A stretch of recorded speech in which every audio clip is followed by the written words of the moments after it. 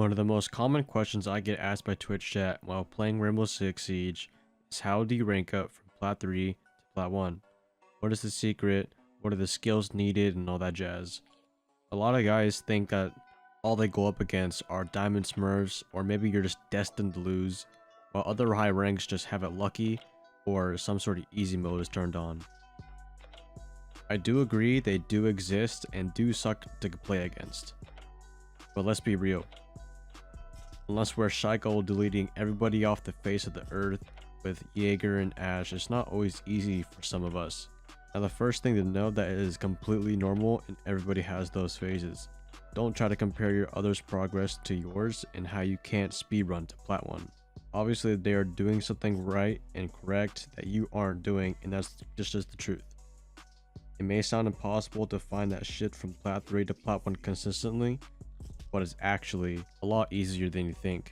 That just comes with time and playing the game a lot and actually self-reflecting on your deaths. I'm not asking you to write a 5-paragraph essay on how you could have played the game better, but actually try to win. What operators do I need to use to win? Am I playing with the right people? Am I positioned for a more successful round? Little things like that take a little effort but give you the right mindset to go from Plat 3 to Plat 1. That's one of the most important tips I could say to any player, whether you're a copper or you're a diamond, is that you have to have the right mindset for your situation. It can be having the right expectations too. But in this case, we're talking about how to go from Plat 3 to Plat 1. Try planning an in and out of Siege of how you want to play. If you're struggling with aim, think about it. Do some T-Huns with some actual intent. Or you're going for a one tap, or you're trying to practice flicks, your spray transfer, all that little stuff that comes down to your situational. Or maybe you want to lose less, rage less to get more sleep, practice being calmer outside of Siege, not only just when you're in the voice chat. There are many aspects of Siege that could help you in and out of the game, even in life. It's important that you find these categories that you notice good players are doing and actually performing well, and how can you compare them to yourself. What I mean by that is don't look at Bolo's aim and compare it to yours, rather enough that you can work. That way you can be confident in your aim and actually win your gunfights when needed. Little things like that, just trying to adjust being right and being the player that you want, improving almost every day, and overall having that mindset is going to move you forward quickly. The way I look at Plat 3s, and many other high elo players do the same too, is lack of teamwork. A lot of players tend to wander solo and end up losing because the other team might be utilizing teamwork a little bit more than your team, and that's how they outwork you and eventually win the game. Now you don't have to play like it's some sort of pro league matchup, but actually use each other's positioning and utility to actually benefit each other rather than just relying on a frag fest to end the round.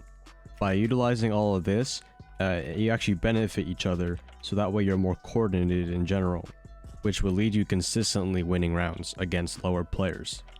If you want to reach Plat 1, you can't expect to actually carry bad habits from Platinum and Gold to beating high level players. That just is not how it's going to work, and you're gonna get capitalized a lot. The last thing I want you guys to leave with is thinking that the game is around the bomb, rather than actually being a 5v5 team deathmatch, waiting for everyone to die, but actually try to play around the bomb. It may end up dying to everyone being dead in the round, but once you actually play towards the bomb, you'll be ready for that extent in the round, and your team will have the advantage. Utilize things like the time, what man advantage you have, like if it's a 3v2, your aim, can you win those gunfights when needed, and the confidence in yourselves to shift that momentum of the round into utilizing the utility in your pocket. I can tell you when I was a Plat 3, and many other players to this day still have, is that there's a lot of times where you tend to play solo and not contribute a lot to the round. You might not realize it just because you're playing normally and you're trying to play to win, but there's going to be times in the round where it does matter. So let's do a quick recap. The first thing you should do is come with the right mindset and kind of have a little plan of how you're going to play. And remember, try to utilize things like what operators you choose, the time, your utility, things like that. That way you can play around the time in the bomb rather than just trying to kill everyone and end the round that way. So once we kind of have that idea, it comes down to actually adapting to what the other team is doing.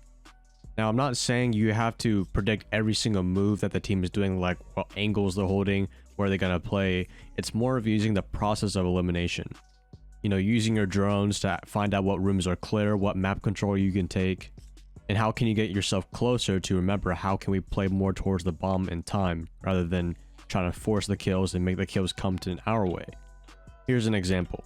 If my team took one bomb site out of the 2 bomb sites, we clear one bomb site, we push all the defenders back into the second bomb site, and we only focus on the first one. We took the right map control, and now we're set up for the plant, and now the defenders have to play our game now. It's really trying to find whatever advantage you can find in the round, what are the weak points in the attack or the defense, and how can you capitalize on that. Hopefully those watching this video learned something new, and be sure to like or save this video because it will help you in the future, and it actually helps me a lot either way, so it's a win-win for both of us. Follow me on Twitch or ask me any questions in the comments below if you have any questions. Thank you guys for watching this video, and I'll see you in the next video. Peace.